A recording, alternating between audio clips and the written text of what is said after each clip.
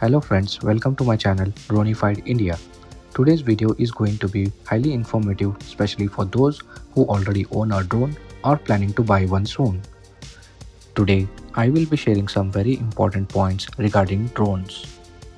So friends, before we begin the video, please make sure to subscribe my channel.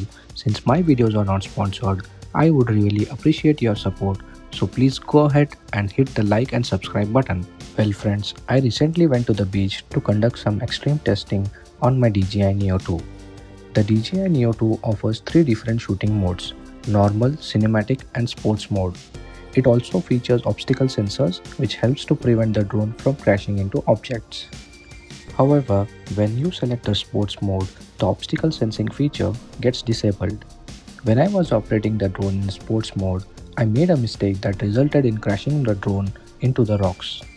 Oh shit, crash हो गया. It was a shocking moment for me as the drone was moving quite fast and the crash occurred while I was attempting to fly it in reverse. The drone struck the rocks and fell into the sand.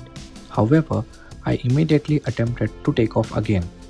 The takeoff was successful and I felt a sense of relief. Yet, I made a huge mistake, one that you absolutely must avoid during a crash. When I took off immediately after the crash, I assumed everything was fine, since the drone appeared to be flying smoothly. Also, I noticed there were no dents or scratches anywhere on the body. Instead, I discovered some presence of sand and dust particles on the drone, which I subsequently cleaned out.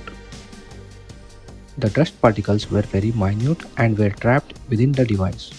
But when I reviewed the footage, I realized what actual impact these dust particles had on the gimbal.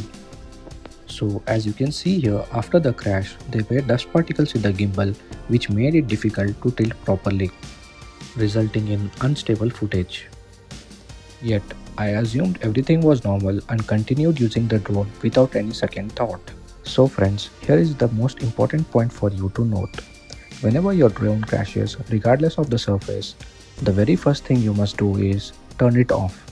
Always carry a small soft brush with you, use it thoroughly, clean the drone's gimbal, sensors and propellers, and be sure to remove the battery before cleaning the drone itself.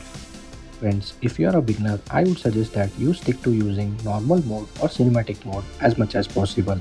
However, if you do wish to try out the sports mode, make sure you do so in an open area.